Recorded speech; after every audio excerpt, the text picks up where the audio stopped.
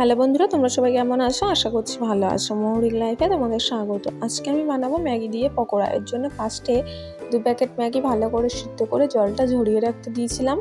তারপর একটা পাত্রে আগে থেকে একটা আলু সিদ্ধ করে রেখেছিলাম, সেই আলুটা নিয়ে ভালো করে আলুটাকে ম্যাশ করে নিতে হবে। আলুটা ম্যাশ করে নিয়ে এর মধ্যে দিয়ে দেবো পেঁয়াজ কুচি। তোমরা চাইলে লঙ্কা কুচি, ধনেপাতা কুচি দিতে পারো, আমার কাছে ছিল না তাই আমি অ্যাড করিনি। আর লঙ্কাটা দিইনি, যেহেতু বাচ্চা খাবে সেহেতু লঙ্কাটা আমি স্কিপ করেছি। এরপর এর মধ্যে দিয়ে দেবো ম্যাগির মশলাটা। তারপরে সিদ্ধ করে রাখা ম্যাগিটা দিয়ে এর মধ্যে ম্যাগির মশলাটা আর এক প্যাকেট যে ছিল সেটা দিয়ে দিলাম। দিয়ে এর মধ্যে পরিমাণ মতো নুন দিয়েছিলাম, দিয়ে ভালো করে এটা মেখে নেব। এরপর এর ওপর দিয়ে দেবো একটু কর্নফ্লাওয়ার, তোমরা চাইলে চালের গুঁড়োও দিতে পারো। ভালো করে আবারও মেখে নেব।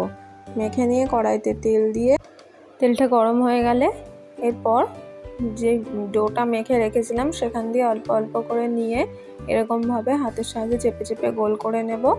গোল করে গরম তেলে ছেড়ে লো টু হাই ফ্লেমে উল্টে পাল্টে ভেজে তুলে নিলেই রেডি হয়ে যাবে ম্যাগির পকোড়া। এটা কিন্তু বাচ্চাদের স্কুলের জন্যও দিতে পারবে, আবার বিকালে তোমরা টিফিন হিসাবে চাইলেও করে বানিয়ে খেতে পারবে।